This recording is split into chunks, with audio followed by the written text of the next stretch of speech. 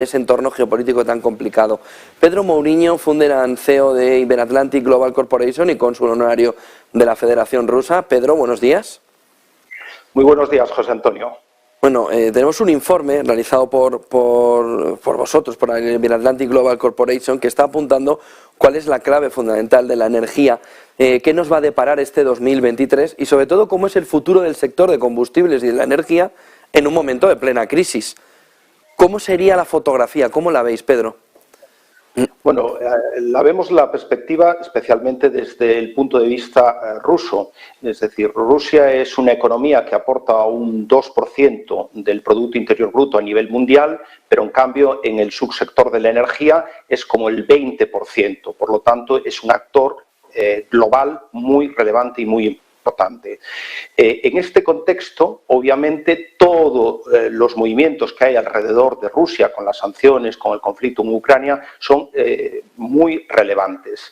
El año 22, el año que hemos finalizado, el impacto de las sanciones aún no se ha notado porque fundamentalmente la prohibición, tanto a la exportación de crudo a Europa como de derivados, no se ha desplegado con todos sus efectos. Es decir, que realmente el año clave para saber cuáles son los efectos de las sanciones, tanto en el crudo como en el mercado del gas y del petróleo en relación a Rusia y con Europa, va a ser este año, el año 23. En principio, lo que estábamos percibiendo es que va a haber un encarecimiento de los precios porque buena parte del consumo europeo se va a realizar a través de intermediarios, es decir, Rusia está exportando a países como Turquía, China e India crudo, esto se refine allí y se vuelve a enviar al mercado europeo, encareciendo los productos.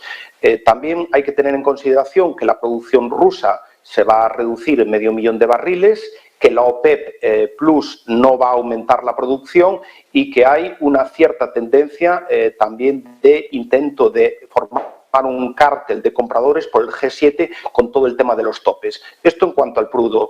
Y en relación al gas, también tenemos que ver cuál es la evolución, pero que por el momento el mercado europeo no tiene necesidad, no está teniendo problemas en cuanto a los volúmenes de gas, no hay insuficiencia en el suministro, pero el encarecimiento es notable. Hemos pagado en el principal índice europeo, el TTF, el año pasado entre 1.400 a 1.500 dólares de promedio por los 1.000 metros cúbicos de gas natural, que es 3 veces más que en el año 21, 13 veces más que en el año 20 y 6 veces más en el promedio de la última década. Esta es así un poco, a grandes rasgos, la descripción del mercado en estos momentos. Pedro, en el que vemos, por ejemplo, como Bloomberg publica ahora que las exportaciones de petróleo de Rusia a China alcanzaron el nivel más alto desde abril del 2020. Eso nos está marcando también un cambio en la fotografía energética con la famosa flota oscura, ¿no? Esos 600 barcos que están a disposición ahora mismo. Sobre todo, yo decía esta mañana, hay que también poner la fotografía y el foco en quién hay que ponerlo, ¿no? La linterna en la cara de los mercaderes de petróleo, que son los que se van a forrar con esto. Es decir, Putin y Rusia ganará, pero esos mercaderes que llevan haciendo dinero y dinero de la debilidad y de la necesidad desde que cayeron las 7 hermanas, esas 7 compañías del petróleo norteamericano que controlaban todo, son los que ahora están poniendo esa flota a cargo, ¿no? Pero está cambiando con toda esa fotografía de los mercaderes del petróleo y de comerciantes del petróleo y con esa fotografía del cambio de la ruta, ¿cómo va a afectar? Porque también los fletes, los costes van a cambiar mucho al alza, ¿no? Bueno, están cambiando al alza, obviamente. Es decir, teníamos la diferencia fundamentalmente en los dos grandes mercados energéticos, el del gas y el del petróleo, es que históricamente el mercado del petróleo ya era un mercado globalizado, mientras que el mercado del gas era un mercado más regionalizado. Con la introducción de la tecnología del gas natural licuado, pues esto ya se ha compensado un poco más. Es decir, puedes llevar gas natural de un sitio tan recóndito como Australia, por ejemplo, a las plantas de España.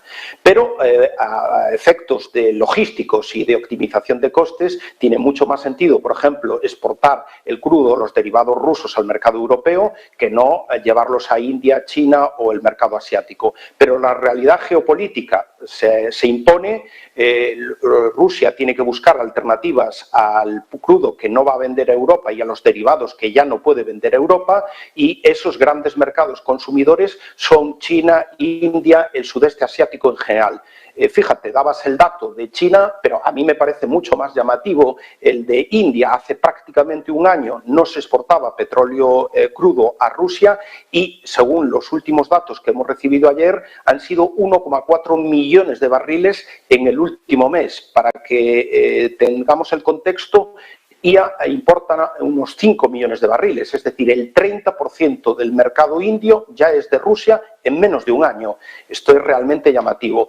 Y en relación a lo que hablabas de los mercaderes o estas grandes empresas de trader, yo creo que de trading internacional están también afectadas, porque buena parte de ellas, de las grandes, de las que están localizadas en Suiza, Glencore, Trasfigura, tenían también mucho comercio con el petróleo ruso.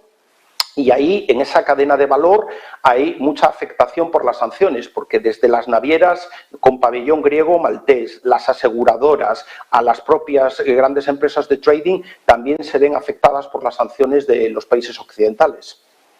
En este informe también, Pedro, señalas la importancia que tiene que haya 3 aspectos más o menos en crisis en este año, ¿no? Y señalas el precio de la energía, que lo hemos comentado, el de los metales, sobre todo los industriales, y de los productos agrícolas, fertilizantes. Esa fotografía hace una cesta muy complicada de resolver para el conjunto de la economía, es decir, ¿está empezando a haber una sensación de estar apretando al conjunto de la economía por estas 3 partes? Obviamente, porque además lo que se le ha dicho al mercado, y yo lo subrayaba al principio, es que Rusia es un actor global muy importante en energía, un 20% de la energía global procede de Rusia, pero también hay otros mercados no menos relevantes, las commodities, por ejemplo, los minerales industriales, que son hoy en día trascendentales y mucho más en la transición energética. Es decir, si no conseguimos tener cobre, litio, minas, tierras raras, es imposible tampoco desarrollar la transición energética. Y ahí también es un actor muy relevante Rusia y otros países, es decir, también tiene que haber una interdependencia de ellos. Y en el tema agrícola y en el tema de la producción de alimentos es crucial, porque el papel que tiene Rusia y Bielorrusia, que también es un actor global importantísimo en la producción de fertilizantes, pues incide claramente en lo que es, por ejemplo, la mayor preocupación en este momento de las familias españolas, que es la cesta de la compra. Los precios de los productos agrícolas se han disparado en todos los mercados occidentales y en buena parte proviene del encarecimiento de los fertilizantes. Es decir, que hay muchas distorsiones a muchos mercados diferentes aparte del de la energía. Y un último punto, en ese capítulo de energía, dices en el informe, hablas del TTF, ¿no?, del precio del gas. Europa ha lanzado demasiado pronto las campanas al vuelo por ver el precio en el entorno, bueno, ya por debajo de esos 50 euros. ¿Todavía queda mucho alrededor de ese cambio energético?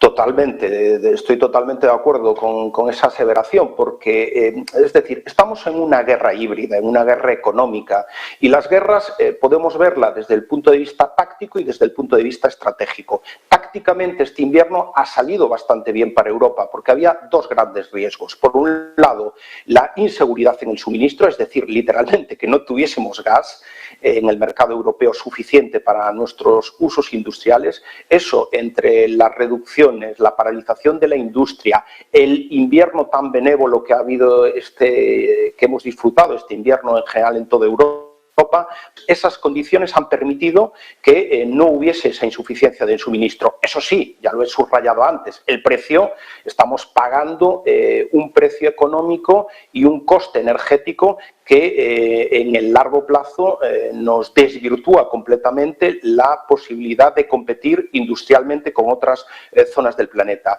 Entonces, tácticamente se ha superado un invierno y bien, en ese sentido puede ser una victoria parcial, pero estratégicamente vamos a tener menos energía de la que necesitamos y además mucho más cara. Y no hay en la historia de los seres humanos, no hay ninguna sociedad que se desenvuelva que no tenga energía ilimitada y a buen precio. Por lo tanto, desde el punto de vista y por consiguiente desde el punto de vista estratégico para Europa, yo creo que no podemos ni mucho menos cantar victoria a la crisis energética. Muchísimas gracias, Pedro Mouriño, founder and CEO de Iberatlantic Global Corporation, Iberatlantic Global Corporation y cónsul honorario de la Federación de Rusia. ¿Algo que pienses que vaya a decir Putin a partir de las 10 de la mañana, en menos de una hora? ¿Alguna idea? Yo creo que va a centrarse fundamentalmente el discurso ante la Duma y el Senado. Es un discurso anual muy importante, muy relevante.